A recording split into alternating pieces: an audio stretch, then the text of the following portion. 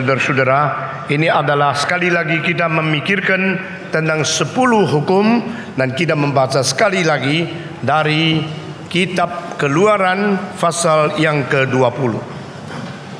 Kitab Keluaran pasal yang ke-20, kita akan membaca bersama dari ayat yang ke-8 dan seterusnya. Ingatlah dan kuduskanlah hari Sabat. 6 hari lamanya engkau akan bekerja dan melakukan segala pekerjaanmu. Tetapi hari ke-7 adalah hari Sabat Tuhan Allahmu, maka jangan melakukan sesuatu pekerjaan.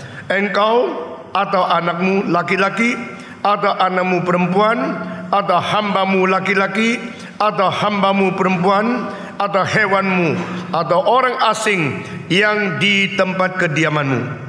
Semua membaca, sebab 6 hari lamanya Tuhan menjadikan langit dan bumi, laut dan segala isinya, dan ia berhenti pada hari ke-7. Itulah sebabnya Tuhan memberkati hari Sabat dan mengkuduskannya.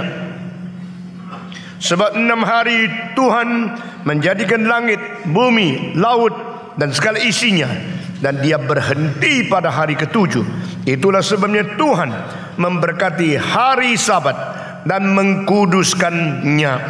Mari kita berdoa sekali lagi. Berilah pimpinan Roh-Mu yang kudus kepada pikiran kami masing-masing. Arahkanlah hati kami kepada firman-Mu sendiri, dan beri kepada kami pengertian, kesadaran, karena Engkau telah menciptakan manusia untuk datang mengerti dan mengetahui segala pimpinan dan kehendak-Mu dari batin kami masing-masing. Kami menyerahkan hamba-Mu yang hina ini ke dalam tangan Tuhan. Kami menyerahkan umat-Mu semua yang datang di sini pada hari ini. Kiranya Engkau bertakhta dan bertitah sebagai Raja di dalam hidup kami masing-masing. Demi nama Yesus Kristus, kami mengusir setan dan segala anasir jahat, segala pesuruhnya keluar dari tempat ini. Dan kami berdoa kiranya Roh-Mu yang kudus, yang mencerahkan hati manusia, sekarang juga memberikan pengertian dan pimpin kami masing-masing. Dalam nama Yesus Kristus, Penebus dan Juru Selamat kami yang hidup, kami telah berdoa. Amin. Saudara-saudara, kita telah beberapa kali memikirkan tentang hari Sabat. Dan hari Sabat dan sistem 7 hari berhenti 1 hari, ini hanya ada di dalam kitab suci.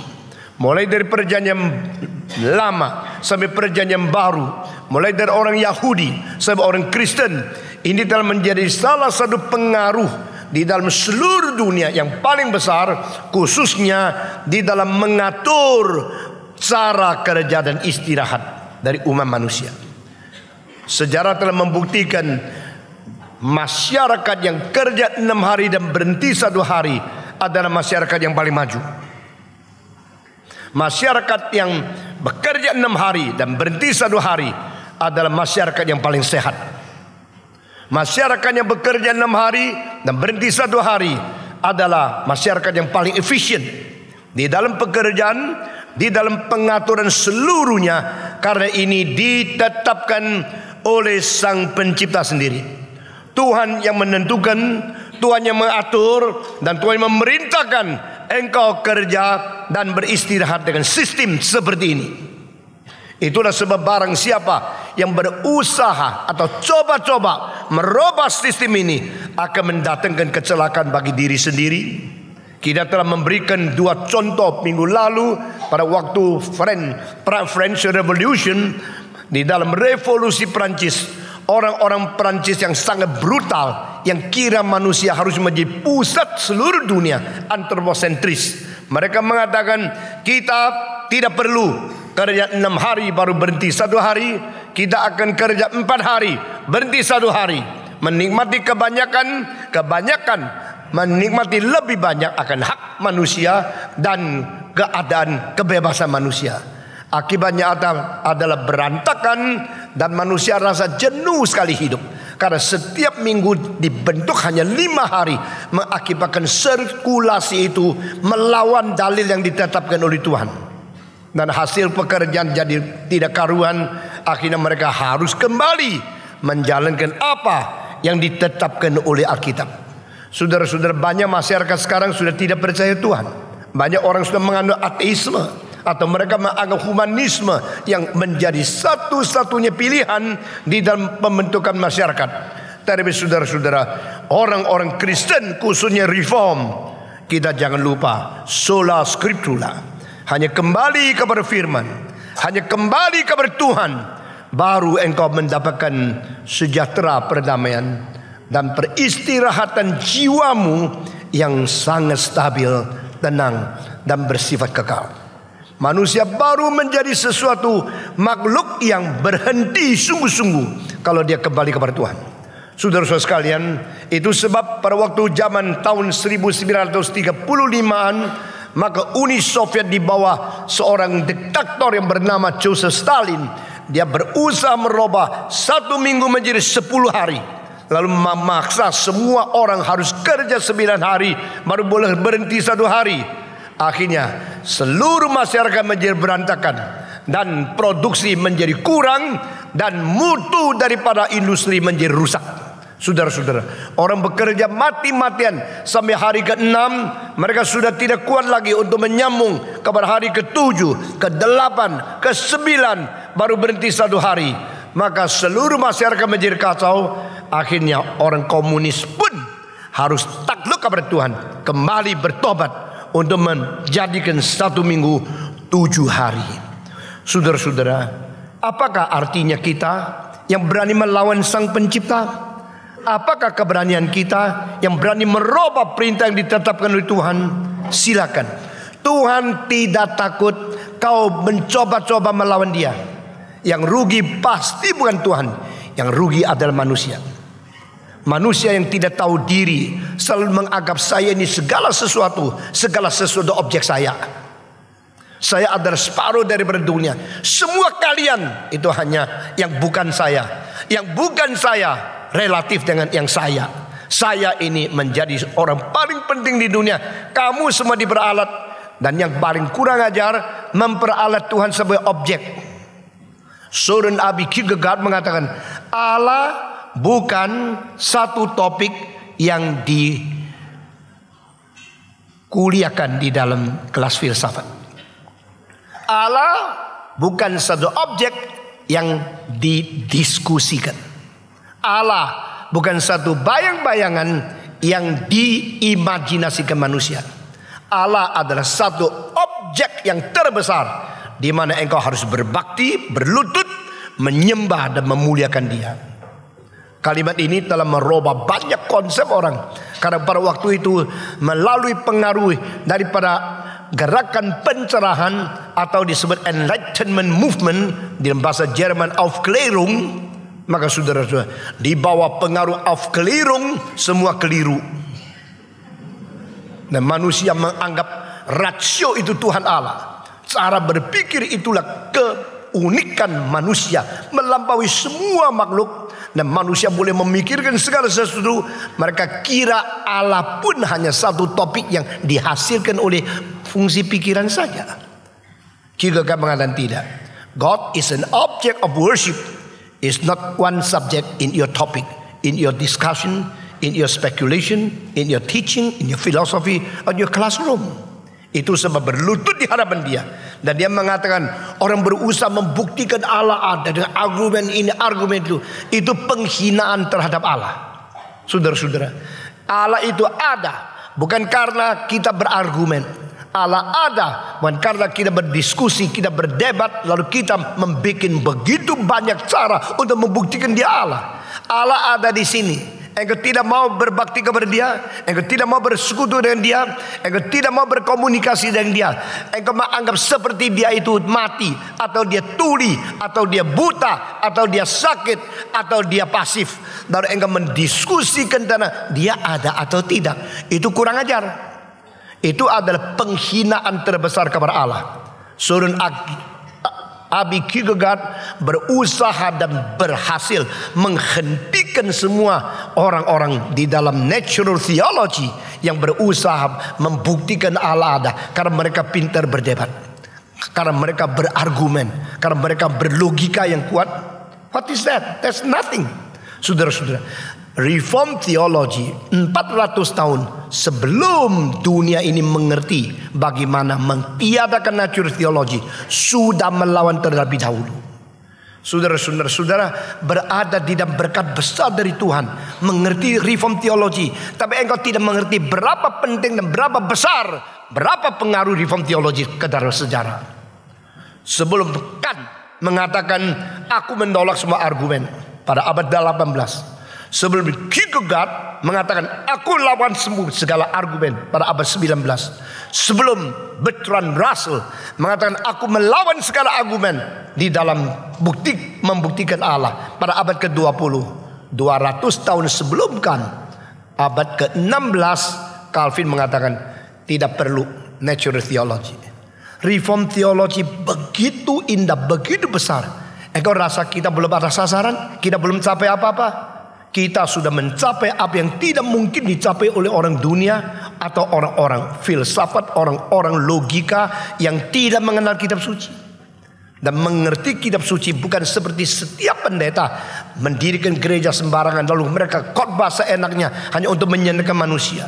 Mengerti Alkitab berarti betul-betul menyelidiki dan mengetahui isi hati Tuhan. Dan yang paling mendekati dan paling mengerti, tuntas mempelajari Alkitab itu hanya dengan satu pikiran, sola scriptura. I submit myself, I submit my reasoning, I submit my logical power, I submit my reasoning power, I submit all my life under the Word of God, inspired and revealed through the prophets in Old Testament and the apostles in New Testament to human being.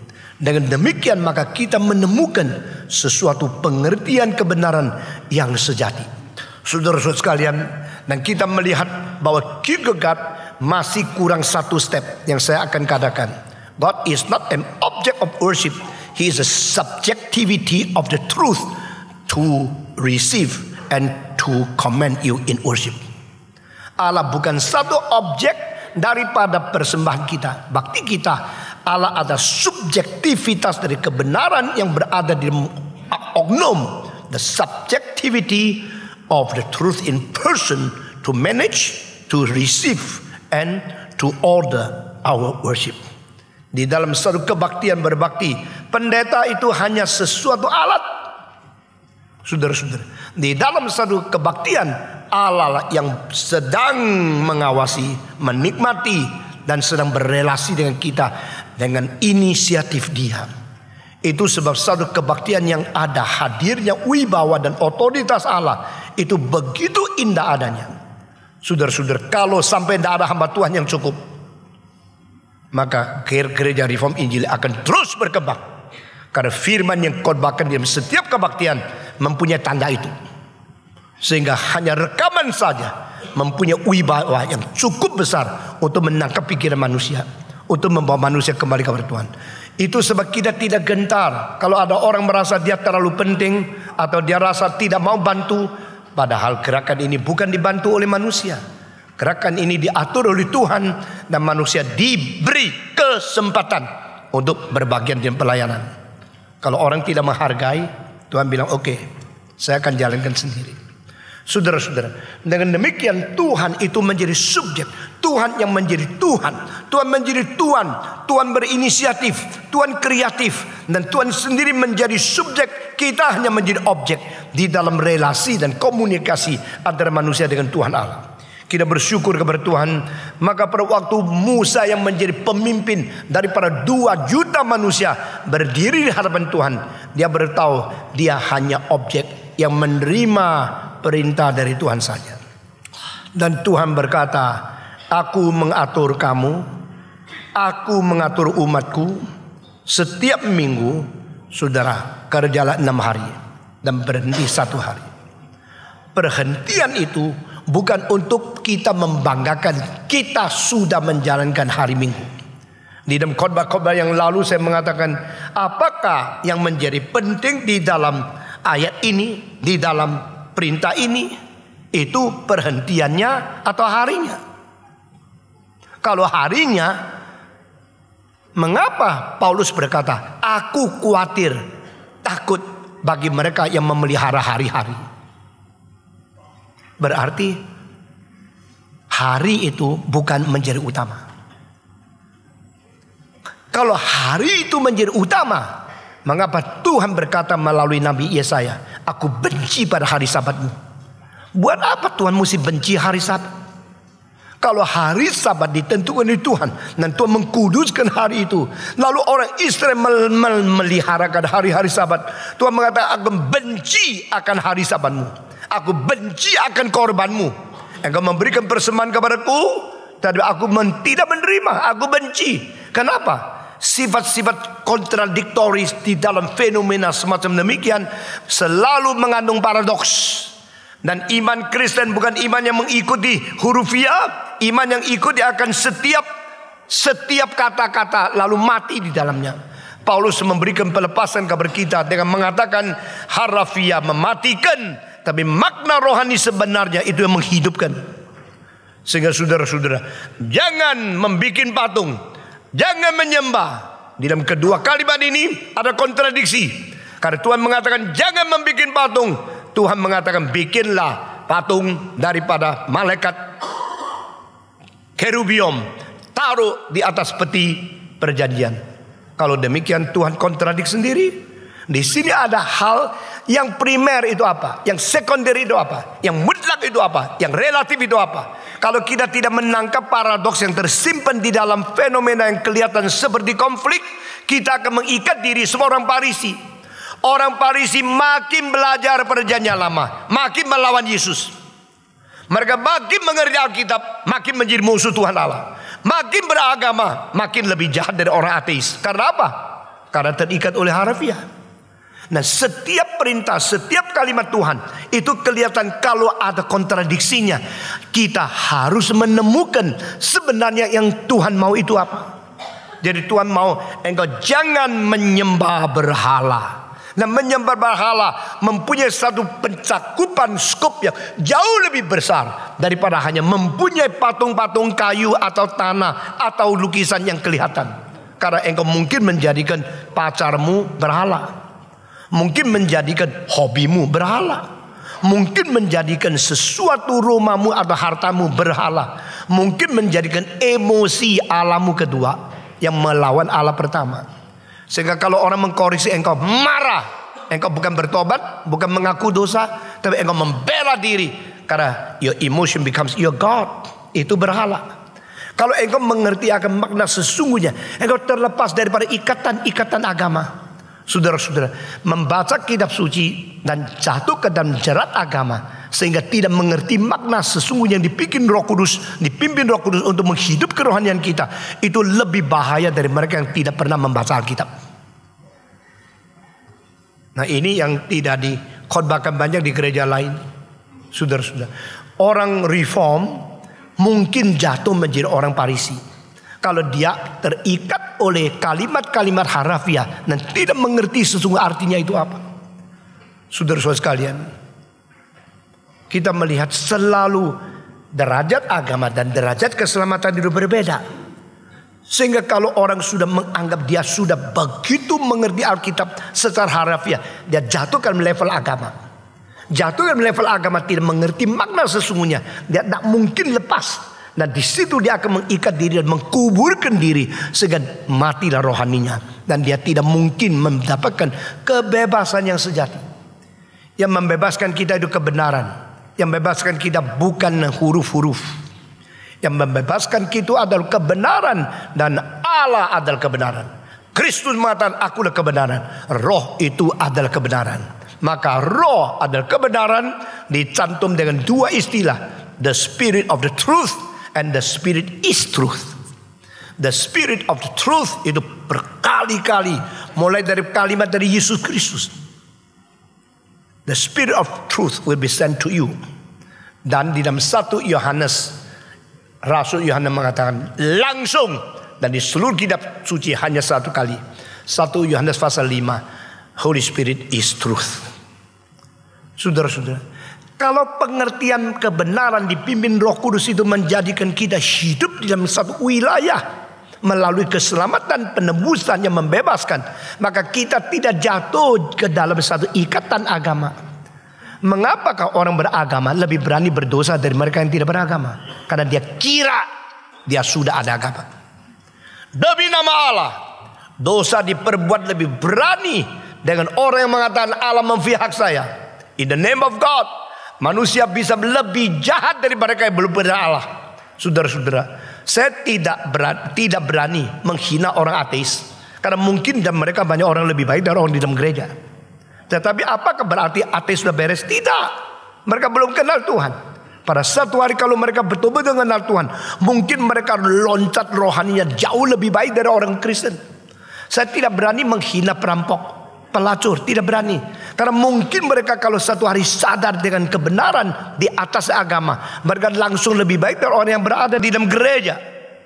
Buktinya sebelum Petrus mengerti apa kerajaan Allah, perampok di atas kayu salib sudah mengatakan, waktu engkau datang kembali dengan kerajaanmu, ingatkanlah aku.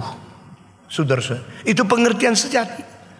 Itu yang membuat saya pada waktu masih muda menjadi hamba Tuhan, saya tidak mau mengikuti cara syarat agama, lalu menjadi pendeta yang pakai juga. Saya menolak dipendetakan sampai sudah khotbah 1500 kali, baru saya bilang iya, saya dipendetakan.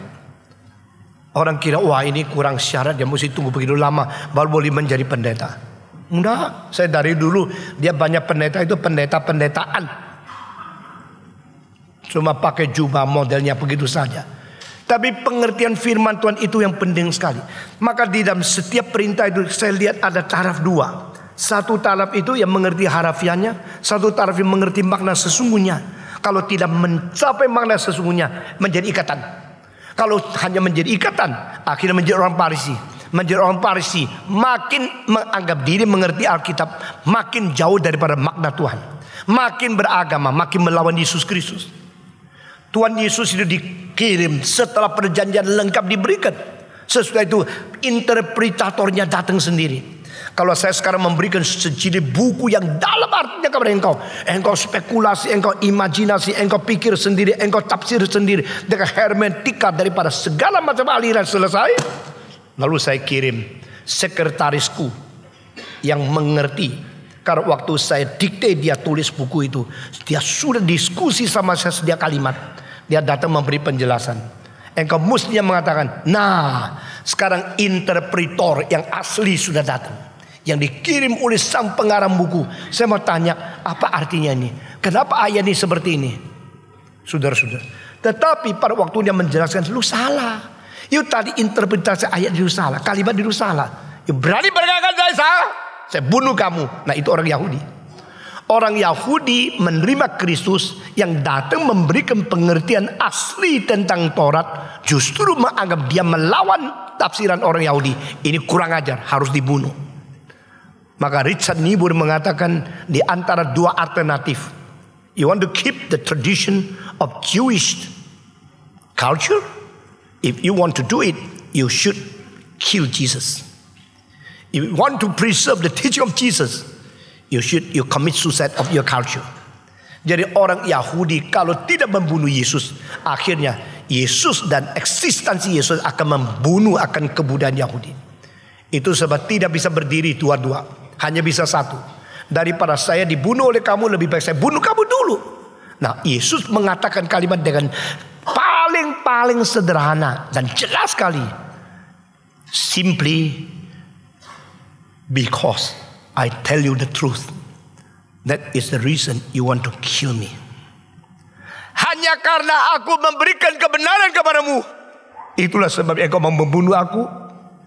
Saudara-saudara, di dalam seluruh sejarah tidak ada kalimat lebih singkat, lebih jelas dalam mengutarakan konflik agama dan penebusan yang sama sekali berbeda level, akhir diruncingkan menjadi kedua kubu untuk saling memusuhi, yang ilustrasinya lebih jelas dan lebih singkat dari kalimat ini.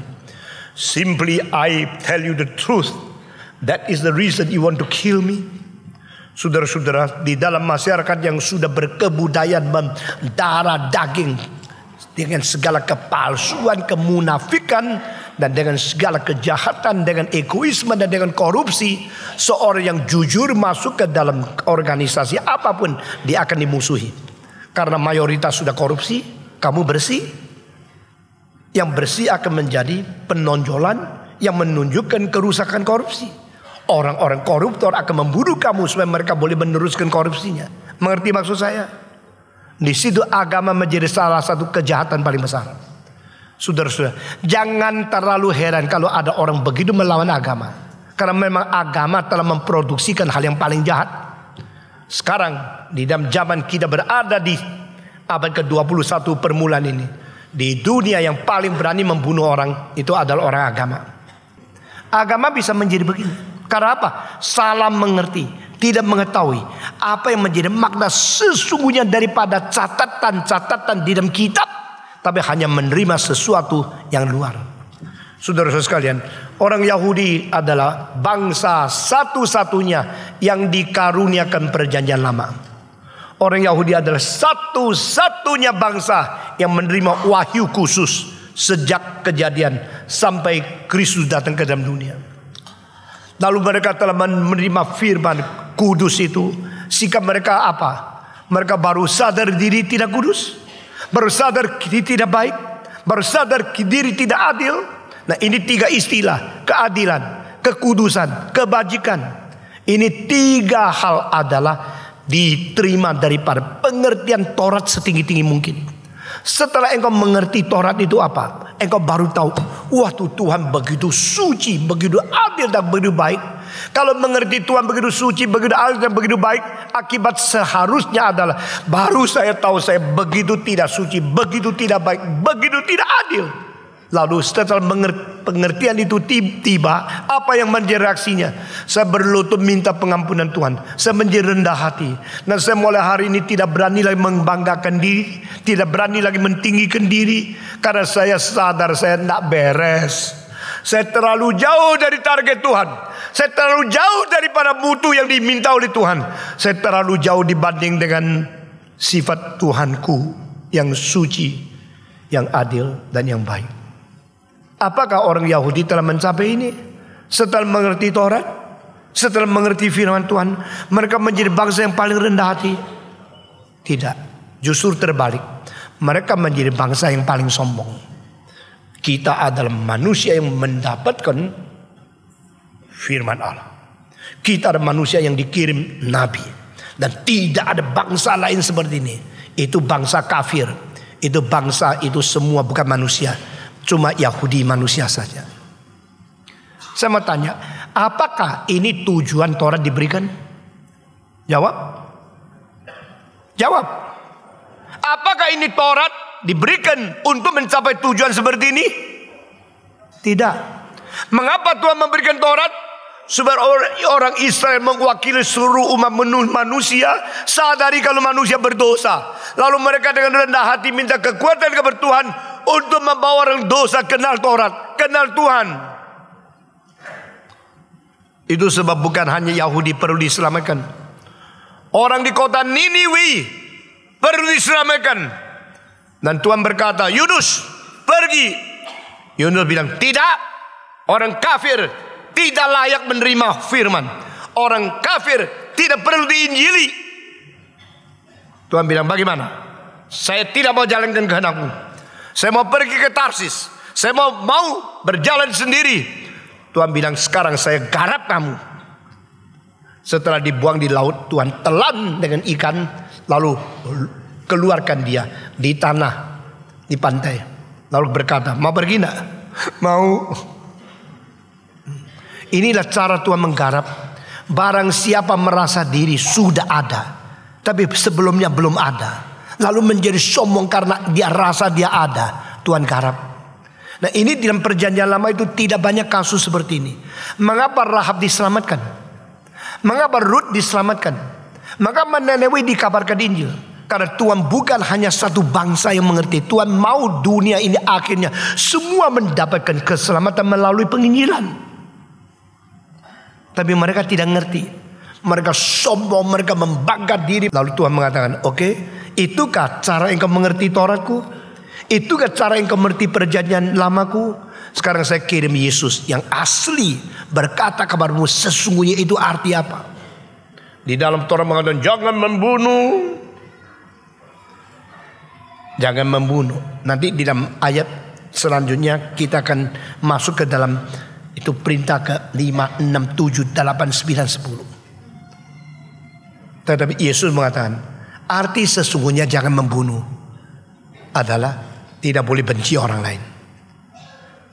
Nah, ini berbeda dengan istilah jangan membunuh. Jadi setiap ayat di dalam Taurat, setiap perintah itu bukan mematikan kita di dalam harafiah. Ada arti sesungguhnya kita harus temui. Baru kita lepas daripada level agama, masuk ke dalam level kebebasan di dalam keselamatan penebusan. Lalu Yesus mengatakan, kalau engkau benci orang, engkau sama dengan membunuh orang. Engkau melihat perempuan lalu engkau birahi ingin bersetubuh dia, engkau sudah berzina. Etika daripada kekristenan sudah memuncak sampai menjadi etika motivasi. Bukan hanya etika seperti hukum-hukum dunia yang begitu rendah. Saudara-saudara, hukum-hukum dunia begitu rendah. Ilmu pengetahuan dunia begitu rendah. Ini kalimat dari mimbar ini. Saudara boleh melawan, saya akan jelaskan kepada kamu. Kalau hukum-hukum dunia itu tinggi, kenapa itu kepala hakim selalu berzina? Kenapa orang-orang di pengadilan selalu korupsi? Mereka cuma tahu apa? Harafiah. Mengetahui tidak boleh ini, tidak boleh, perintah ini akan mengikat engkau, akan membawa engkau ke penjara. Maka mereka cari selang. Banyak advokat menjadi kaya karena mereka pintar mencari selang di antara hukum dan hukum untuk berbuat dosa lalu tidak usah dihukum. Cilakalah engkau. Kalau engkau belajar hukum, otakmu mengerti huruf-huruf di dalam buku hukum, hatimu tidak takut kepada Tuhan.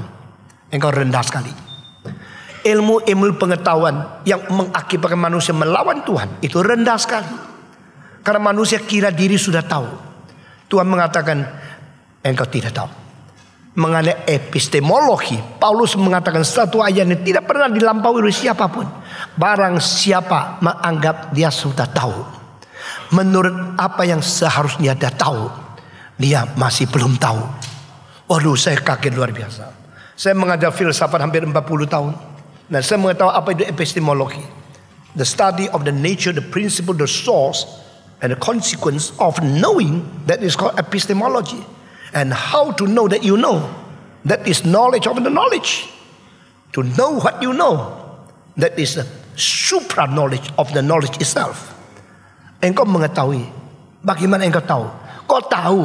Gua sudah tahu. Lu kau tahu. Pokoknya tahu. Itu orang goblok. Orang biasa. Lu kok tahu? Tidak usah ngomong lah. Pokoknya tahu. Itu tahu dari mana? Dari insting. Insting benar gak? Insting lumayan. Apalagi insting perempuan. Kalau insting laki kurang pinter, insting perempuan lebih pinter. Orang laki bilang ini orang apa ya? Saya tidak tahu. Tak pelajari dulu 3 tahun. Lalu baru saya tahu sifatnya apa. Nyonya bilang, goblok lu, tidak usah lihat hidungnya sudah tahu ini orang jahat. Itu namanya insting. Jadi insting kadang-kadang memberi pengetahuan. Lalu engkau tahu, kau tahu, pokoknya tahu lah. Gua itu tahu lah. Itu pakai insting lalu membuat epistemologi sendiri. What is epistemology? Knowledge concerning knowledge. Paulus mengatakan kalau ada orang menganggap dia sudah tahu, menurut apa yang seharusnya dia tahu, dia belum tahu. Konfusius mengatakan kalau lu tahu, yang ngaku lu tahu. Kalau lu tak tahu, bilang saja lu tak tahu. Itu namanya tahu. Jadi you bayangkan ya. Lalu kalau Sokrates mengatakan, aku cuma tahu satu hal, yang lain semua tidak tahu. Ditanya, yang lain semua tidak tahu. Engkau cuma tahu satu hal. Hal apa sih yang tahu? Dia bilang satu-satu hal yang saya tahu, yaitu saya tidak tahu. Nah, ini semua ada epistemologi yang terbaik di dunia. Di timur diwakili oleh Konfusius, di barat diwakili oleh Sokrates, di Alkitab diwakili oleh Paulus. Tapi yang paling tinggi apa? Paulus. Karena apa? Paulus ada satu kalimat, menurut apa yang kau seharusnya tahu. Nah, ini kalimat leave blank to what should we know. What should we know? Itu sebenarnya sudah dipikirkan mati-matian sampai tua. Tidak ada jawaban. Oleh siapa? Oleh Immanuel Kant. Immanuel Kant mengatakan pada waktu tua, tulis satu surat kepada kawannya, sebenarnya aku jujur saja, seumur hidup yang aku ingin mengerti cuma 4 hal. Pertama, who am I? Ini mencakup why I'm here, what should I do, and why I'm going, where I will go in eternity. Kedua, what can I know? Ketiga, what should I do? Dan keempat, after this, I know I'm here, I know what should I know, I know what should I do, and what is my hope. Hanya 4 ini saja. Dan yang terakhir, dia tidak ada jawaban. Karena dia sedikit menolak metafisika, menolak supernatural, menolak miracle, menolak setelah mati kemana. I don't know. Akhirnya dia tidak ada agamanya. Kalau tidak ada agama bisa baik nggak? Bisa. Dia mengatakan justru bukan melalui agama. Agama harus masuk ke dalam rasio. Kalau agama tidak masuk ke dalam rasio, agama itu tidak nilainya. Saya harus mengerti dan harus bisa logika berjalan untuk menerima. Kalau tidak, itu agama bagi saya nothing. Maka dia tulis satu buku yang paling tipis, tapi pengaruhnya sangat-sangat besar. Religion within the limit of reason alone. Hanya tema ini saja memecahkan rekor dan membuat gempa seluruh dunia. Dan kita orang reform mau tanya, why? Religion should be under the limit of the reason alone. Why? Dia tidak bisa jawab. Saudara-saudara, filsafat telah mempermainkan manusia selama 2400 tahun. Dan manusia yang pintar selalu tidak mau Tuhan, tapi rela mau dipermainkan oleh filsafat. Kalau saya tidak pernah mengajar itu, tidak pernah mempelajari dan membandingkan semua itu, saya hanya menjadi seorang pendeta yang kasih tahu ayat-ayat Alkitab. Dan akhirnya engkau jerumus ke dalam harafiah dan engkau akan mengikat diri seperti agama lain. Tapi justru tidak. Kita mengetahui Alkitab lebih tinggi dari filsafat, lebih tinggi dari logika, lebih tinggi dari ilmu, lebih tinggi dari etika manusia, lebih tinggi dari hukum. Hukum Tuhan jauh lebih tinggi dari hukum dunia. Saudara-saudara yang tidak pernah belajar hukum, tidak usah takut. Asal kau baik merenungkan 10 hukum ini, engkau langsung mendapat bijaksana lebih tinggi daripada mereka yang doktor hukum di dunia. Amin. Sudah biasa, amin, amin, amin, amin. Kayak mesin kan. Saudara, kenapa berani mengatakan amin? Karena ini adalah Allah yang mencipta manusia yang tidak berdosa. Dan hukum dibikin oleh manusia yang sudah berdosa. Tidak ada taraf yang bisa membandingkan. Sekarang kita kembali kepada pasal ini, ayat ini. Peliharalah hari Sabat. 6 hari engkau bekerja. Hari 7 engkau kuduskan. Karena hari ini sudah dikuduskan oleh Tuhan. Dan engkau berhenti dari kerja. Berhenti dari bekerja. Untuk apa? Untuk ngasuh, untuk kesehatan, untuk spekulasi daripada semangat, supaya segar kembali. Yes. Tapi selain ini, apa artinya? Saudara-saudara, sekarang saya minta saudara perhatikan. Karena ada kalimat aku benci harimu. Aku khawatir engkau memelihara hari. Maka saya tetap menganggap istilah istirahat adalah intinya hari sekundernya. Sebenarnya Tuhan mau manusia akhirnya berapa? Beristirahat di dalam pangkuannya. Itu titik terakhir. Itu titik kekekalan. Sehingga orang yang dikatakan oleh Yesus sebagai pengemis, yang minta-minta, dia susah payah mendapat nafkah. Mungkin dia lumpuh, mungkin dia sakit keras, mungkin dia tidak mungkin bekerja apa-apa. Maka dia harus dikeret ke pintu orang kaya. Di situ tunggu kalau orang kaya kasih sedikit makanan. Itu namanya Lazarus. Lazarus seumur hidup tidak tenang. Tidak tahu bagaimana menyambung hidup. Tidak tahu makanan sore di mana. Nasi esok dari mana. Dia tidak tahu. Tadi Alkitab mengatakan setelah dia mati, dia berada di dalam pangkuan Abraham. Rest, peace, forever. Nah ini artinya Tuhan mau manusia akhirnya mendapatkan satu peristirahatan, perhentian yang selesai. Saudara-saudara, di dunia ini kita sangat paradoks ya. Kalau suruh dah kerja, susah hidup. Suruh kerja, hidup susah. Kerja terus, kapan berhentinya? Waktu suruh berhenti, mati gua berhenti. Sudah berhenti apa? Tunggu mati. Nah, saudara-saudara, kerja salah, berhenti salah. Berhenti tidak ada makanan. Kerja sudah makan capek, lapar lagi. Dan dalam sekulasi sebegini ini, hidup itu tidak ada rest. 1600 tahun yang lalu, seorang yang paling intelektual di dalam sejarah dan di dalam zamannya, one among the most intellectual 20s in the world history, bernama Augustinus. Dia menulis My Confession. Itu ada sastra kejujuran pertama, dan sastra yang mempengaruhi semua sastra dalam sejarah. Dan dia di dalam buku My Confession, dia menulis pada fasa pertama akhirnya satu kalimat, My great God, Thou hast created human being in the restless soul. We have no peace until we return to you and get peace only in you. Engkau telah menciptakan manusia dengan satu jiwa yang tidak pernah ada perhentian. Engkau telah menciptakan jiwa manusia dengan tidak ada perdamaian, tidak ada perhentian, tidak ada sentosa, sampai kami kembali kepadamu dan memperoleh perdamaian hanya di dalam dirimu. Siapapun yang penuh pikiran tentang apa arti hidup manusia, membaca sampai kalimat itu, engkau mulai nangis. Engkau akan mengaku, this is the truth, this is the reality. Saudara-saudara, manusia yang pikirannya dangkal, kira dia sudah menikmati hidup. Kalau sudah banyak uang dia bahagia. Tapi saudara-saudara, manusia memikir lebih mendalam apa artinya hidup manusia. Mereka membaca kalimat ini, mereka mengetahui memang manusia lain. Saudara-saudara, sapi kerja berat, sapi dipaksa kerja, tapi waktu dia tidur lebih lenyap dari manusia.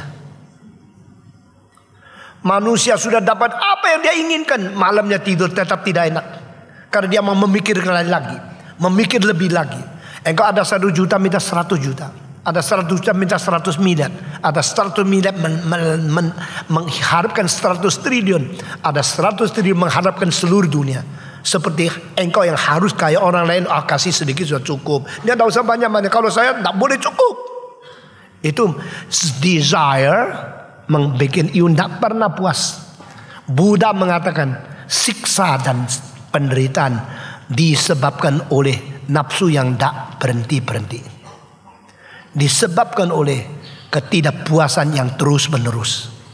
Pernahkah engkau bilang cukuplah, aku sudah cukup? Tanya di misyudang, sudah cukup? Kaya sudah cukup enggak? Mau tambah lagi? Mau. Kalau bisa tambah umurnya, tambah uangnya, bagus. Tetapi akhirnya uang boleh bertambah, umur sulit tambah. Di situ konflik. Saudara-saudara sekalian, manusia semua tidak pernah puas. Karena apa? Tuhan telah menciptakan dirimu dengan satu vakum yang besarnya, seluruh dunia masuk pun masih ada lubangnya. Saya dulu waktu kecil dengar seorang pendeta mengatakan, jantung manusia hanya sebesar gumpalan tangan ini loh. Our heart is just small like this. Tetapi seluruh dunia masuk masih lotok, masih masih ada lubangnya. Kalau mungkin lebih dari seluruh dunia milik oleh satu orang. Siapa saya? Saya ini hanya satu manusia yang 10-20 tahun lagi, kamu 30-40 tahun lagi, yang lebih kecil 50-60 tahun lagi, cuma ditaruh di dalam satu kotak peti yang tidak lebih besar daripada 1 meter kali 2 meter. Kalau lebih besar mahal, kalau lebih berat lebih besar. Besok kebangkitan Yesus datang susah. Saudara-saudara, Yesus datang yang paling susah bangkit dari orang kaya, karena petinya terlalu tebal. Waktu tatam, malaikat bernafiri, semua bangkit, dia sudah bangkit. Aduh, terlalu berat buat dia. Saudara-saudara, engkau tak puas? Engkau bagaimanapun tidak puas, kita tidak puas. Karena apa? Kita mempunyai satu jiwa yang tidak pernah puas. Kenapa? God created us so.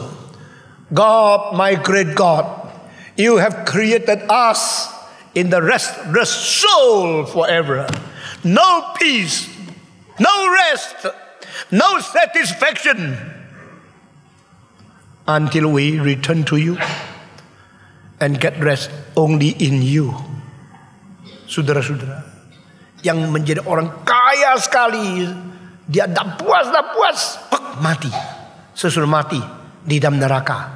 Sekarang bukan saja kekurangan uang, bukan kekurangan enak, kekurangan sejahtera, kekurangan air. Karena di dalam api terpanas. Lalu dia lihat, loh kenapa ya? Itu orang yang paling miskin, orang yang saya hina, yang pengemis di pintu luar rumah saya, kok boleh mendapatkan istirahat di situ? Wih, tidurnya nyenyak sekali. Semua orang ya, kalau waktu tidur kelihatan tampaknya itu begitu tenang, betul nggak? Karena dia waktu tidur nyenyak, nggak mungkin merungut. Nah ini psikologi. Kenapa ya? Kalau sudah tidur enak, coba lihat, semua anak waktu tidur kayak malaikat. Ya, alisnya dua, matanya jadi dua garis, terus sedikit, apalagi senyum, waduh, luar biasa. Jarang orang tidur gini. Atau karena apa? Lega, syarafnya semua lepas. Pada waktu engkau tidurnya itu semua lepas. Nah pada waktu ya, orang kaya melihat si lega di situ, itu yang dulu saya hina, yang pengemis, sekarang boleh rest di situ. Aduh, dia bilang, suruh dia bangun, kurang ajar lu enak-enak tidur. Abraham, perintahkan dia, suruh dia ambil air ke sini, taruh di lidahku. Kenapa dia berani mengatakan kalimat ini? Dia suruh Abraham memerintahkan, padahal dia memerintah Abraham, betul nggak? Nah ini yang tidak dilihat kan? You perintah dia, you ini. Dia mau mengajar jadi pengatur. Saudara-saudara, orang kalau sudah biasa mengatur orang lain, tidak bisa tenang. Dia maunya semua orang diatur baru dia tenang. Saudara-saudara, dan dia sudah biasa, ada apa suruh orang. Dengar kalimat ini ya. Babu, Merija, Babu, sini. Orang kalau biasa suruh orang, sampai neraka sifatnya sama, tidak bisa bertobat. Dia sudah biasa suruh orang, sudah di neraka masih, ini tabiat lamanya. Suruh dia datang sini. Ini apa? Ini adalah seorang office boy. Pakai sepeda motor boleh, jalan kaki boleh. Suruh dia sini, suruh dia sini. Dia sudah biasa sini, suruh sini. Tidak suka kerja sendiri. Saya terus terang ya, di rumah saya yang paling berat saya angkat sendiri. Lalu yang agak ringan saya suruh pembantu, anak-anak bantu. Semua yang paling berat saya kerja sendiri. Saya tidak suka merepotkan orang lain, tidak suka terus suruh orang lain. Sampai sekarang mulai tua sedikit perlu bantuan, karena saya kekuatan sudah kurang. Dulu waktu saya masih muda, kalau saya merasa ini pengaturan tidak bagus, saya tutup kamar. Lalu lemari itu tempat tidur, meja, satu orang angkat, dah beres, angkat lagi. Satu hari bisa robot 3 kali sampai puas. Akibatnya waktu tua menjadi desainer. Desainnya lumayan loh.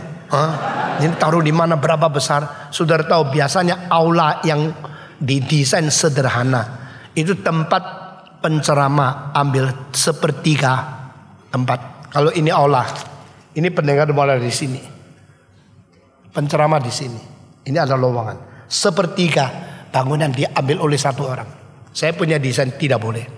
Paling banyak 15%. Paling banyak 10%. Kalau bisa 7%. Sehingga aula kita yang dipakai oleh pengkhotbah sedikit, yang dikelilingi oleh orang banyak. Karena apa? Desain itu penting. How to make the space efficient. Itu bagaimana bisa hemat sehingga uang yang dipersembahkan tidak diboroskan. Bukan tidak diboroskan mereka beli barang sembarangan, tidak diboroskan tempat tidak sembarangan. Saya tentukan tidak boleh lebih daripada 85 cm satu baris dengan baris yang lain. Cukup dah? Cukup.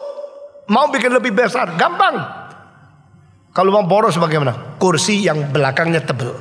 Ini kursi belakangnya berapa? 1 sentimeter sampai. Coba kayu itu, betul nggak? Dengan demikian semua baris itu sudah cukup jalan, cukup duduk, masih ada tempat. Dan itu standarnya kuat, tidak bisa jatuh. Semua itu didesain, semua dipikirkan. Karena dari dulu begini. Yang berat kerja sendiri, yang ringan suruh orang lain. Kalau bisa kerjakan sendiri, tidak usah panggil orang lain. Apapun orang lain sampai di neraka, suruh dia datang. Karena sudah kebiasaan panggil orang lain. Sifat itu tidak akan berubah sampai kekekalan. Lalu akhirnya bedanya apa? Di dunia ada uang, suruh orang-orang semua datang. Tapi di surga, yuk pakai uang. Di neraka, yuk perintah orang pakai uang. Uangmu tidak laku. Abraham bilang enggak, tidak mungkin dia ke situ. Lu juga tidak mungkin ke sini. Jadi suruh dong. Tidak. Sudah. 2 hal. Kamu sudah pernah enak-enak di dunia. Sekarang dia enak-enak. You pikir. Kedua, sudah diberikan firman. You tidak dengar. Sekarang mau merubah nasib? Tak bisa. Sudah 2 hal. I have given you the word of God. I have given you the opportunity in your life. You main-main, sekarang tidak lagi. Lalu di neraka satu-satunya yang tinggal itu apa? Memory. You mesti pikir. You mesti ingat kembali. You pernah diberikan ini. You pernah enak. You pernah ada firman. Dan you tidak mengkopriskan. Di dalam neraka satu-satunya kerjaan. Ingat terus. Ingat kenapa dulu saya begini. Ingat kenapa saya berdosa. Ingat kenapa ada firman saya tidak dengar. Ingat kenapa saya tidak bertobat. Ingat kenapa, ingat. Tapi tidak ada robah. Itu namanya neraka. Forever regret and no change. Forever remember and no more opportunity. No more opportunity for you for the second time. Itu namanya neraka. Saudara-saudara. Jadi di sini kita melihat yang Tuhan mau manusia itu adalah istirahat yang sesungguhnya, bersekutu dan berdamai di dalam Tuhan dengan sentosa. Tetapi bukan pentingnya hari itu. Hari itu memang dikuduskan, tetapi hari itu akhirnya mengalami satu perubahan. Kita akan melihat. Sekarang kita masuk ke dalam tahap kedua. Apakah hari Sabat yang kita mengerti di dalam Alkitab? Pertama, hari Sabat pertama adalah hari Sabat dari Tuhan Allah sendiri, yang tidak ada orang boleh ikut campur dan berbagian di dalamnya.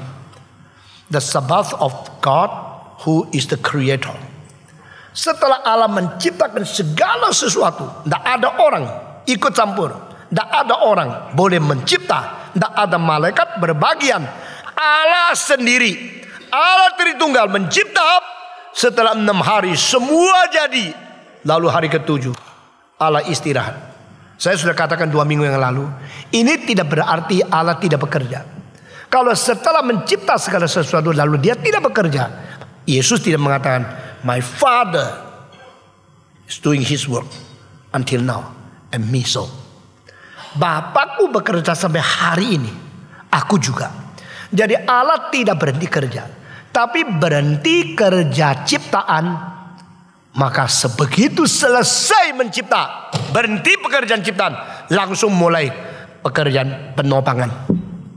Nah saudara-saudara, kalau Allah setelah cipta 6 hari lalu dia sama sekali tidur, berhenti, berarti yang dicipta mulai hancur semua, berantakan, rusak, karena no one to maintain. Jadi the ending of the creation work is the same time the beginning of preserving work, maintaining work. Maka dia sesudah mencipta, dia berhenti daripada penciptaan. Pada saat itu dia mulai menopang apa yang dicipta.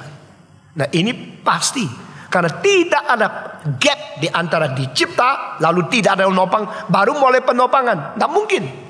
Sehingga di sini yang disebut berhenti daripada penciptaan setelah 6 hari sebenarnya mulailah pekerjaan lain. Sehingga Yesus mengatakan Bapakku bekerja sampai hari ini, aku juga. Nah saudara-saudara, ini namanya the Sabbath of God. Hari Sabat Tuhan Allah, tidak ada bagian engkau dan saya. Kita semua tidak ada bagian di dalam ini. Hari Sabat pertama, macam pertama, yang berbeda dengan hari Sabat yang kita mengerti. Kedua, Hari Sabat yang tidak jelas karena belum diberikan Taurat, belum diberikan perintah, dan belum diberikan satu ketentuan bagi orang-orang yang dicipta. Itu sebab Adam sampai Musa di dalam ribuan tahun ini tidak pernah dicatat Allah minta orang melakukan hari Sabat. Tidak ada perintah itu. Saya sebut ini sebagai unclear Sabbath. Sabbath atau hari Sabat yang tidak jelas di dalam Alkitab, yaitu sejak Adam sampai Musa. Sehingga ribuan tahun orang itu merayakan hari Sabat atau tidak, saya tidak tahu. Mereka memelihara hari perhentian, saya tidak tahu karena tidak jelas. Ini kedua. Ketiga, hari Sabat macam ketiga adalah hari Sabat yang diperintahkan di dalam Keluaran pasal 20. Dan saudara jangan lupa ya, di dalam 10 hukum hanya satu hukum mengenai waktu. Hanya satu hukum mengenai hari. Selama 7 hari engkau kerja 6 hari, 1 hari berhenti. Ini mengenai hari. Perintah pertama, kedua, ketiga, keempat, keenam, 7, 8, 9, 10 semua tidak ada sangkut paut dengan hari. Tapi ini hari satu-satunya. Sehingga saudara-saudara, kalau semua negara ada hari libur umum 13 hari, 14 hari, sebenarnya Tuhan memberikan manusia hari libur umum 1 tahun 52 hari. Ini cara Tuhan. Dan kenapa memberikan ini? Kamu memelihara hari Sabat dari ayat pertama karena kamu pernah menjadi budak di tanah Mesir. Engkau pernah diperalat, engkau diperkosa, engkau didikte, engkau dipaksa bekerja mati-matian menjadi budak. Sekarang saya melepaskan engkau, memberikan Sabat kepadamu.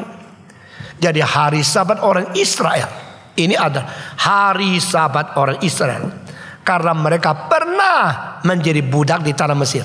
Sekarang saya tanya, siapa yang mengatakan sekarang saya merayakan hari Sabat karena saya pernah menjadi budak di Mesir? Coba angkat tangan. Adakah engkau pernah menjadi budak di tanah Mesir? Tidak pernah. Maka hari Sabat orang Kristen sama hari Sabat orang Israel tetap lain. Di dalam hukum, dalil, etika yang lain semua sama. Di dalam memelihara hari lain. Maka sekarang kita hari Minggu, bukan hari Sabtu. Mestinya hari Sabat itu hari Sabtu kan? Ya kan? Jadi orang-orang di bawah pengaruh Mrs. White yang menulis The Controversy of Faith, yang mendirikan gereja Advent hari ke-7. Mereka mengatakan orang Kristen semua salah. Engkau sudah melanggar hukum, engkau tidak menjalankan perintah. Tetapi perintah Tuhan hari Sabat semenjak hari Sabtu. Kenapa engkau tidak hari Sabtu? Kenapa engkau hari Minggu? Maka mereka memindahkan kebaktian mereka pada hari Sabtu. Itu namanya gereja Advent. Nanti kita akan jelaskan kenapa. Saudara-saudara, hari ke-7 engkau berhenti ke pekerjaan karena Tuhanmu berhenti ke pekerjaan. Nah, hari ke-7 engkau harus memelihara karena Tuhan mengkuduskan hari itu. Nah, hari itu dan semua hukum dilakukan oleh Israel karena apa? Karena engkau pernah menjadi budak di tanah Mesir. Aku melepaskan engkau keluar. Pelepasan dari Tuhan itu mewakili atau menjadi simbol keselamatan. Dan keselamatan bukan saja memberhentikan kita daripada berbuat dosa, mengampuni kita dari semua dosa yang sudah diperbuat, tapi menjadikan kita mendapatkan sesuatu hubungan perdamaian kembali dengan Tuhan, mendapatkan istirahat rohani kita di dalam pangkuan Tuhan, dan mendapatkan sesuatu kesejahteraan karena kita sudah diselamatkan. Itu arti sesungguhnya. Saudara-saudara, ini ketiga, the Sabbath of Israelis. Hari Sabat dari orang Israel. Keempat, hari Sabat satu hari yang lain yang akan ditunjukkan. Ini tertulis di dalam Yeremia. Nabi Yeremia mengatakan, pada hari itu engkau akan tidak lagi mengatakan aku pernah di Mesir. Engkau akan mengatakan aku pernah di Babilonia. Saudara-saudara, dan engkau akan memelihara hari Sabat itu karena engkau pernah menjadi tawanan di Babilonia. Kata waktu Tuhan telah melepaskan engkau kembali ke tanah perjanjian, ke tanah yang diberikan Tuhan kepada nenek moyangmu, engkau mengatakan aku merayakan hari Sabat karena aku pernah keluar dari Babilonia. Nah di sini yang penting bukan hari itu, tapi mengapa melihara hari itu? Karena Tuhan campur tangan. Tuhan melepaskan engkau. Tuhan memberikan sejahtera kepada engkau, keluar daripada perlengguan dan ketidakbebasan yang kau terima dan kau alami. Ini artinya. Ini keempat. Kelima, hari Sabat dari Yesus Kristus. Hari Sabat dari Yesus Kristus saya sebut sebagai paradoxical Sabbath. Ini hari Sabat paradoks. Karena apa? Menurut orang Yahudi, Yesus melanggar hari Sabat. Menurut orang Kristen, Yesus tidak melanggar hari Sabat. Betul tidak? Saya mau tanya, Yesus melawan Tuhan tidak? Yesus melawan kitab tidak? Jawab. Yesus melawan perjanjian lama tidak? Tidak. Tetapi orang Yahudi mengatakan, kamu melarang, kamu melanggar, kamu memberontak karena pada hari Sabat engkau telah bekerja sesuatu. Saudara-saudara, lalu kita mengerti tuduhan dari orang Yahudi dan apa yang dinyatakan oleh Yesus Kristus sebagai satu hal konflik yang perlu diselesaikan. Yesus kerja apa sih? Yesus pada hari Sabat mengerjakan beberapa kali pekerjaan mujizat. Hari Sabat itu Yesus menyatakan mujizat, membuktikan dia adalah Tuhan Allah. Karena istilah mujizat di dalam Alkitab berarti tanda. Tanda Allah. Yesus adalah Allah, menyatakan tanda Allah. Yesus adalah Allah, dia mempunyai tanda membuktikan dia adalah Allah. Dan tanda Allah yaitu disebut performance of miracle. The signs of God. Tanda Tuhan Allah, dia melakukan mujizat. Satu hari pada waktu dia berada di pinggir satu tempat air Siloam, dia melihat seorang yang sudah 38 tahun tinggal di pinggir daripada kolam itu, hanya mengharapkan pada waktu malaikat setiap tahun turun menggoyangkan air, siapa yang masuk dulu dia sembuh. Jadi dia sudah lumpuh dan dia mengharapkan tahun ini saya boleh sembuh. Lalu dia terus melihat, tapi tidak mungkin terus lihat air kan. Kadang-kadang melihat tempat lain, kadang-kadang melihat air, terus melihat miring gini, tahun bertahun kan bengkonginnya. Saudara-saudara, waktu malaikat datang menggoyangkan air, orang lain lihat dulu, masuk, langsung sembuh. Wah, dia 1 tahun kehilangan kesempatan. Baring lagi di situ 365 hari. Tunggu kapan malaikat datang menggoyangkan air, dia turun lagi. Dia tunggu 38 tahun tidak sembuh. Orang kalau di dalam keadaan penyakit berat, dia cuma mengharapkan sembuh. Akhirnya sembuh tidak datang, mati juga tidak tiba. Akhirnya berlarut-larut, menggiring hidupnya yang penuh susah, berpuluh-puluh ribu hari. 3 tahun lebih 1000 hari, 30 tahun lebih 10.000 hari. Dia belasan ribu hari menunggu supaya suatu hari bisa sembuh, tidak datang.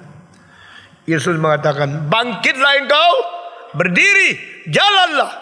Dengan tanda dia adalah Allah, dengan kuasa Allah bekerja. Berbeda dengan semua nabi-nabi, Yesus tidak pernah perlu berdoa sebelum melakukan mujizat. Dengar kalimat ini. Semua nabi, waktu mereka membangkitkan orang, melakukan mujizat, minta pertolongan kepada Tuhan Allah. Hanya Yesus tidak pernah.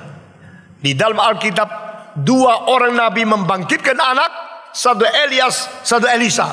2 rasul membangkitkan orang, satu Paulus, satu Petrus. 2 perjanjian lama, 2 perjanjian baru. Keempat itu sebelum membangkitkan mereka berdoa kepada Tuhan. Yesus 1 orang membangkitkan 3 orang. Dan Yesus tidak pernah berdoa sebelum dia membangkitkan. Kenapa? Karena dia sendiri Allah. Dia bukan nabi yang memerlukan Allah. Dia bukan rasul yang berdoa kepada Allah. Dia adalah Allah sendiri yang datang menjadi manusia. Talita kumi, maka anak umur 12 itu yang sudah mati bangkit. Hei remaja, aku memerintahkan engkau bangkit kembali. Anak dari kota Nain, seorang ibu janda, anak yang mati itu bangkit. Ia berkata, Lazarus keluar.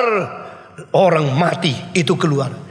3 3 kali dia membangkitkan orang tidak pakai berdoa. Karena apa? Dia adalah Allah. Dan karena dia adalah Allah, maka dia melakukan mujizat sebagai tanda Allah ada di dunia. Dan dia membangkitkan orang. Justru waktu membangkitkan orang yang sudah lumpuh 38 tahun, hari itu hari Minggu, hari Sabat. Dan dia mengatakan seorang yang lumpuh lagi di lain tempat, engkau berdiri, engkau mengatakan, dia mengatakan dosamu sudah diampuni. Hui, semua orang Farisi kurang ajar ya. Dia menghujatnya. Masa manusia berani mengampuni dosa manusia? Mereka asumsinya Yesus bukan Allah, Yesus manusia. Dan hak mencipta hanya dimiliki oleh Allah. Hak menebus, mengampuni hanya dimiliki oleh Allah. Hak menghakimi seluruh dunia pada hari kiamat hanya dimiliki oleh Allah. Dan ini hak memberikan firman dan Taurat hanya dimiliki oleh Allah. Siapa engkau? Engkau seorang manusia, berani mengatakan manusia yang sakit, aku mengampuni dosamu. Engkau menghujat, engkau telah melangkah melebihi daripada derajat seharusnya. Engkau berdosa besar, engkau penghujat Tuhan Allah. Siapa kamu? Engkau berani mengampuni orang lain? Yesus menjawab, mengatakan mengampuni gampang tak? Atau mengatakan sembuhlah engkau, gampang mana? Lebih gampang mengatakan mengampuni kan? Karena ampunlah dosamu. Ya sudah dong.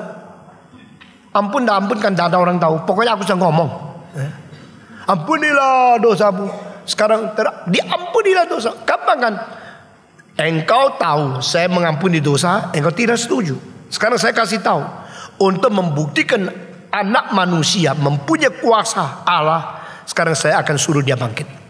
Gampang mana suruh orang bangkit daripada kelumpuhan dibanding dengan hanya mengampuni dosa. Manusia punya pikiran selalu terikat oleh gejala, selalu ditipu oleh fenomena.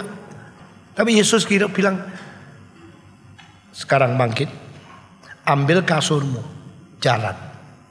Kalimat itu bukan hanya huruf. Kalimat itu mengandung makna. Dan makna itu mengandung kuasa Allah. Sehingga waktu Tuhan Yesus bilang, bangun, ambil kasurmu, jalan. Untuk membuktikan anak manusia di dunia ini ada kuasa mengampuni dosa. Sekarang buktinya, stand up, take your mattress and walk. Orang itu langsung berdiri, ambil kasurnya, berjalan. Saudara-saudara, sengaja Yesus memakai 2 tahap.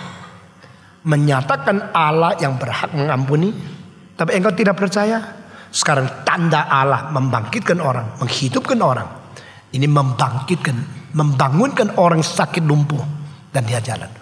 Kuasa itu langsung pergi daripada kalimat yang keluar kepada dia, kepada orang itu. Nah saudara-saudara, di mana Tuhan berkata, itu pengutaraan makna dan kehendak. Di mana Tuhan berkuasa, itu penggenapan kehendak. The word of God expresses the will of God, and the power of God accomplishes the will of God. Ingat 2 kalimat ini. Kalimat-kalimat keluar dari mulut Allah menyatakan kehendaknya, dan kuasa yang keluar dari Allah menggenapi kehendaknya. Sehingga kehendak diutarakan melalui bahasa, dan kehendak itu disempurnakan melalui kuasa. Tidak pernah ada kalimat keluar dari mulut Yesus yang kuasanya tidak keluar. Dengar kalimat ini. There's not even one time the word of Christ comes out from the mouth of Him never be accomplished by His power. Itu sebab saya pada tahun kira-kira 63, umur 23, saya berdoa, Tuhan jadikan saya seorang hamba-Mu yang waktu saya berkata, ada kuasa-Mu yang mendampingi aku. Kalau saya menghibur, pendengar dapat hiburan. Kalau saya menegur, pendengar dapat teguran. Kalau saya memberikan sesuatu janji, Tuhan akan menyertai kamu, Tuhan akan memberkati. Tuhan accomplish your will.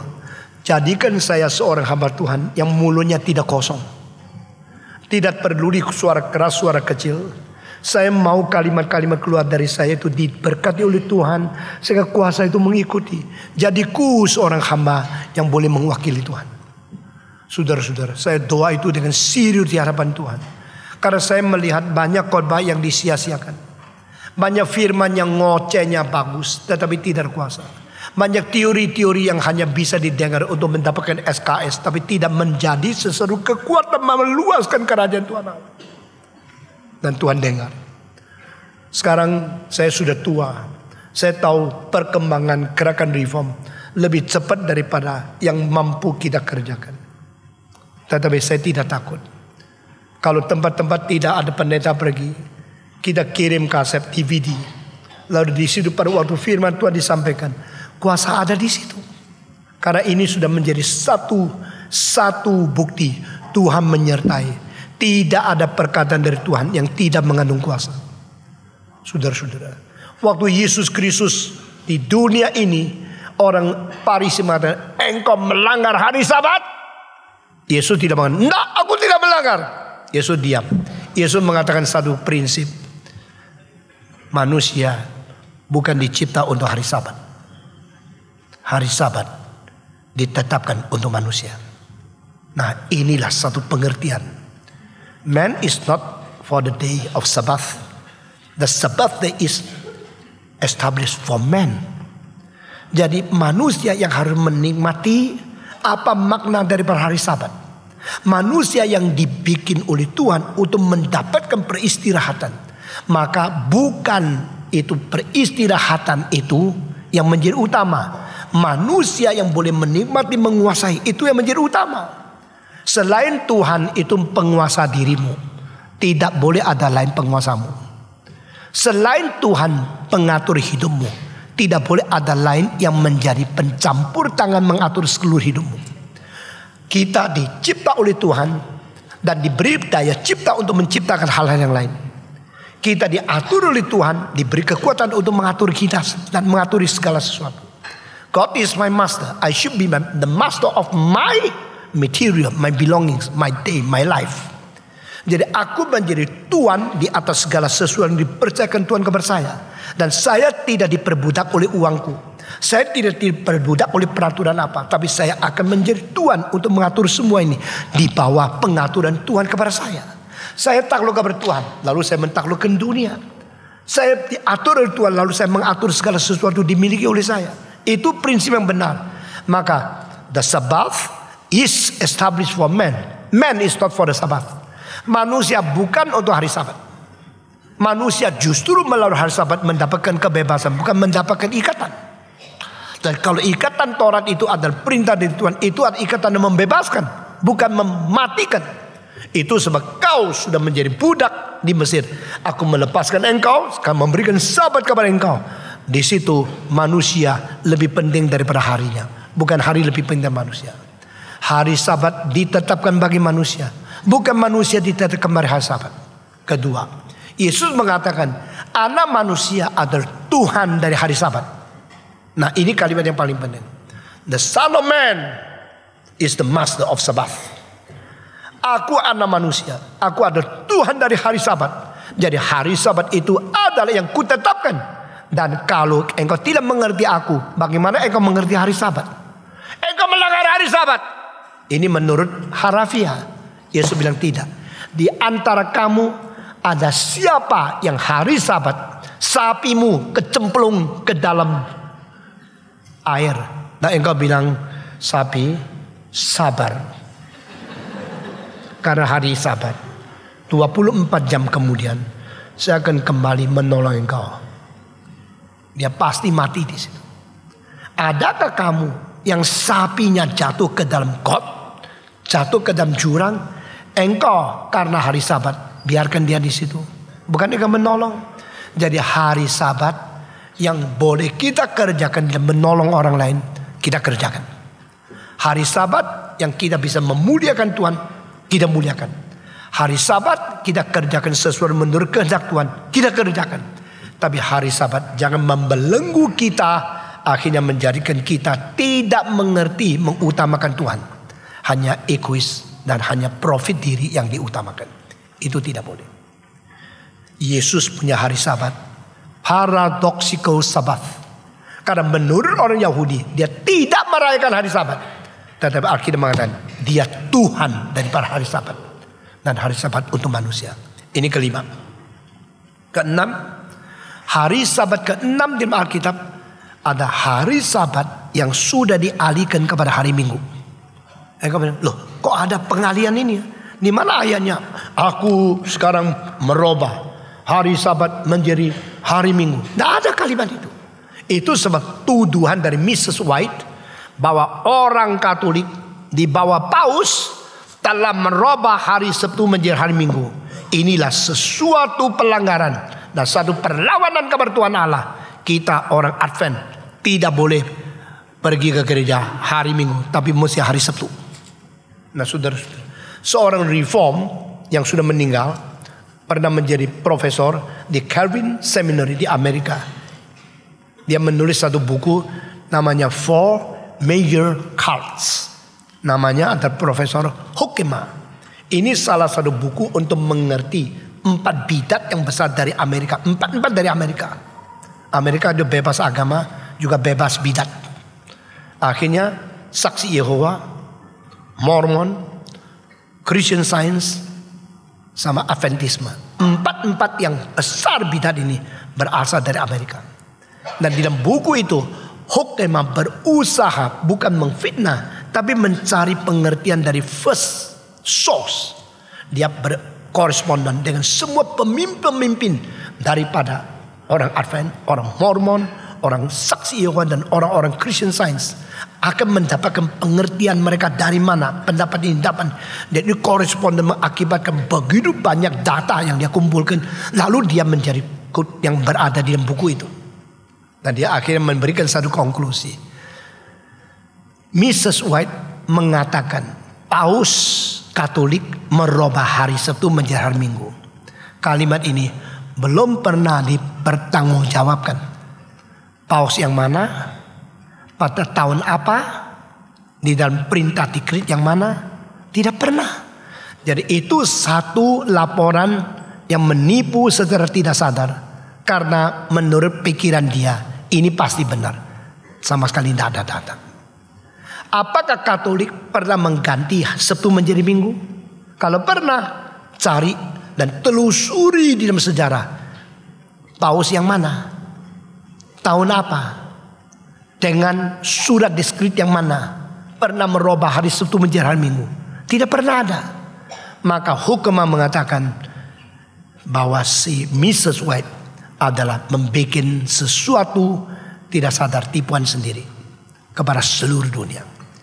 Jadi saudara-saudara, tidak pernah ada kalau orang Katolik di bawah satu paus tertentu merubah hari Sabat menjadi hari Minggu. Nah, sekarang tanya, kalau begini, kenapa hari Sabatnya orang Yahudi itu adalah Sabtu? Kenapa kebaktian orang Kristen adalah hari Minggu? Kenapa? Mulai kapan perubahannya? Ini saya sebut sebagai Sabat di dalam macam ke-6 di dalam kitab suci Perjanjian Baru. Saudara perhatikan, Paulus berkhotbah kepada orang di Korintus, kepada orang-orang yang berada di Efesus, berada di Troas. Itu hari pertama. Hari pertama bukan hari ke-7. Hari pertama itu ada hari Minggu. Hari ke-7 adalah hari Sabtu. Hari pertama Minggu sampai hari ke jemaat itu adalah hari ke-6. 7 itu adalah hari Sabtu. Lalu sesudah Sabtu hari pertama lagi. Hari pertama itu kenapakah dijadikan tempat kebaktian? Nah, ini bukan karena Paus merubahnya. Zaman Paulus orang Kristen sudah berkumpul pada hari Minggu. Kenapa hari Minggu? Karena makna bukan harafiah. Saudara mengerti? Kenapa makna? Karena Yesus bangkit pada hari, saudara tidak tahu. Yesus bangkit hari Selasa. Yesus bangkit hari apa? Hari Minggu. Hari Minggu adalah hari pertama pagi-pagi. Mereka menemukan kuburan Yesus kosong. Malaikat berada menjaga di situ dan berkata kepada siapa yang kau cari? Mengapa mencari orang hidup di tengah-tengah orang mati? Jadi Yesus bangkit pada hari Minggu. Hari Minggu bangkit berarti apa? Dia telah bereskan dosa, telah mengalahkan kuasa maut, telah membereskan belenggu Taurat, telah membereskan kutukan Tuhan, telah menghancurkan kuasa setan. Dia telah melepaskan manusia dari kuasa maut, dan dia bangkit hari pertama. The new beginning, the new day, the new era, the new life.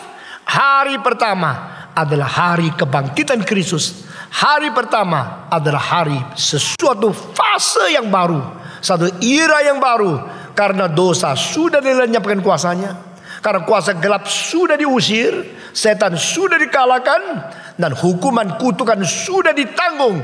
Sekarang engkau boleh beristirahat di dalam saya yang telah melepaskan engkau dari berdosa, memberikan jaminan, memberikan perdamaian, dan memberikan hidup yang baru, karena aku sudah mati bagimu. Nah saudara-saudara, ini arti sesungguhnya. Arti sesungguhnya apa? Engkau yang dulu di Mesir, aku melepas perjanjian lama. Engkau dulu di bawah kuasa dosa, aku melepas. Ini perjanjian baru. Ngerti? Jadi arti hari Sabat adalah pelepasan daripada belenggu, daripada perbudakan, daripada kerja berat di bawah dosa. Perjanjian lama dipaksa oleh Firaun. Perjanjian baru, engkau dilepas keluar daripada paksaan setan, paksaan kuasa dosa. Engkau dibebaskan, dan aku sudah bangkit. The war is over. The conflict is over. The curse is over. The power of sin is over. The power of Satan is over. The power of death is over. Semua sudah lewat. Mari datang kepadaku. Aku memberikan istirahat. Aku adalah Yesus yang bangkit pula daripada kematian. Ini adalah Sabat yang sesungguhnya. Maka kenapa kita tidak usah takut dituding oleh orang saksi Yehova atau digoda oleh lain? Kita mengetahui kita menikmati Sabat, kita menikmati perdamaian, kita menikmati sesuatu sejahtera, sentosa, peristirahatan, karena Kristus bangkit pada hari yang pertama. Dan hari ini menjadi the day of the Lord. Ini menjadi the Lord's day, harinya Tuhan. Hari ini harinya Tuhan. Maka kita berhenti 6 hari kerja, hari Minggu datang kepada Tuhan. Ini yang ke-6. Dan yang ke-7 itu apa? Saudara-saudara, yang ke-7 itu sebenarnya adalah makna yang sudah ditulis di dalam Pentateuch, yang akhirnya dikutip di dalam Ibrani. That Sabbath. That Sabbath. Beristirahat itu. Apa itu artinya? Beristirahat itu berarti ada satu perhentian. Ada satu hari perhentian yang bukan hari. Karena tidak disebut hari Sabat, disebut that Sabbath. Nah saudara-saudara, Tuhan berkata kepada Israel, nenek moyangmu 40 tahun mencobai aku di padang belantara, tidak beriman, bersungut-sungut, terus ngomel, tak pernah bersyukur. Saudara-saudara, your ancestors murmur about me and never be satisfied. They tempt me all times in 40 years in the wilderness. Itu sebab aku bersumpah demi aku tidak akan membawa mereka masuk ke dalam peristirahatan itu. Aku tidak memimpin mereka masuk ke dalam perhentian itu. Bukan hari ya, that's Sabbath. Apa itu? Nah ini sebenarnya mengandung arti sesungguhnya. Yang disebut that Sabbath adalah betul-betul yang diberikan kepada kita dari hati Tuhan. Hati Tuhan memimpin kita untuk satu hari akan berhenti daripada segala kelelahan, keletihan, penyakit, encok, segala sakit gigi, sakit tulang. Pada satu hari kita sudah selesai di dunia, kita akan masuk ke dalam peristirahat itu, that Sabbath, to be with Jesus Christ forever and ever, to enjoy and to experience the eternal peace. Itu sebab setelah Yesus bangkit pula, dia begitu ketemu dengan orang lain, kalimat pertama apa? Semua dah ingat? Setelah Yesus bangkit, dia selalu berkata dengan kalimat apa? Sejahteralah kamu. Sejahteralah kamu. sejahteralah kamu. Tuhan mau kita mengalami sejahtera. Nah, engkau mengatakan sejahtera yaitu ia kasih saya 3 hari 3 minggu libur jalan-jalan pergi Eropa. Tidak. Saudara-saudara, seorang yang rasa hidup terlalu ikat, terlalu susah, itu seorang kaya luar biasa. Siapa dia? Pemilik pabrik Kodak. Sekarang Kodak tidak terkenal, Fuji lebih terkenal di Asia. Tapi seluruh dunia Kodak itu memimpin. Kodak itu menjadi bikin film terbesar di dunia. Sehingga dia itu untungnya uang bukan 1 hari berapa, 1 detik berapa. Karena Kodak di barat, di timur, sini tutup, sini buka, seluruh dunia. Tapi pemiliknya itu tidak ada istirahat. Tidak ada istirahat, bukan tidak ada istirahat tubuh. Jiwanya tidak pernah peace. Maka dia mengatakan saya mau ke seluruh dunia. Saya mau ambil libur keliling dunia.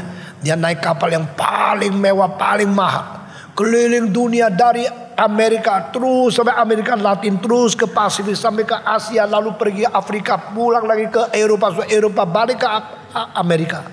Waktu kapal itu sudah mau menuju kepada New York Harbor, dia melihat itu Statue of the Liberty dan mengatakan, "We arrive back to United States." Saat itu dia rasa hatinya kosong sekali. Dia pergi ke bawah, ambil pistol, tembak diri mati.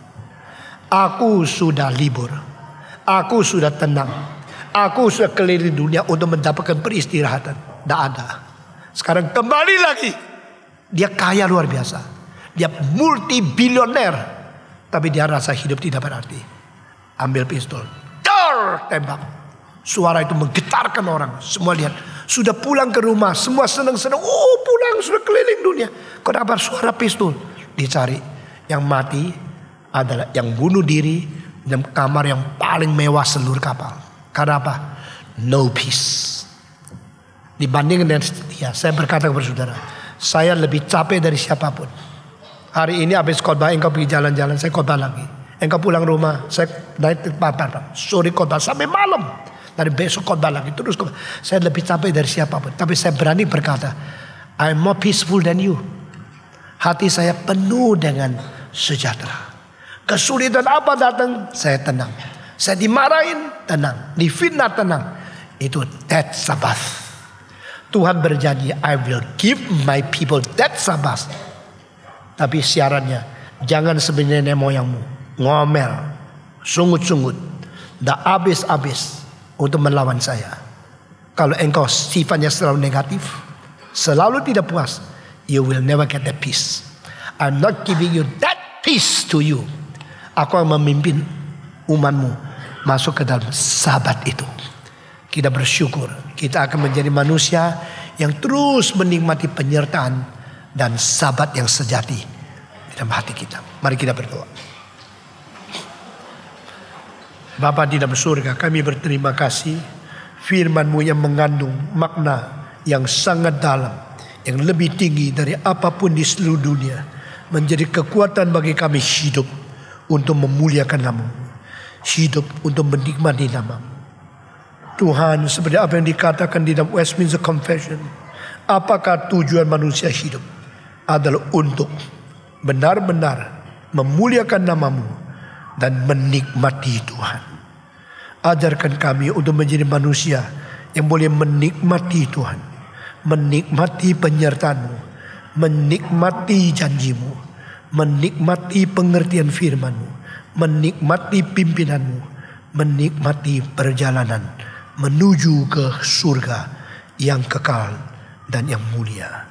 Kami bersyukur Tuhan, pimpinlah kami terus dalam nama Yesus Kristus, penebus dan juru selamat kami. Amin.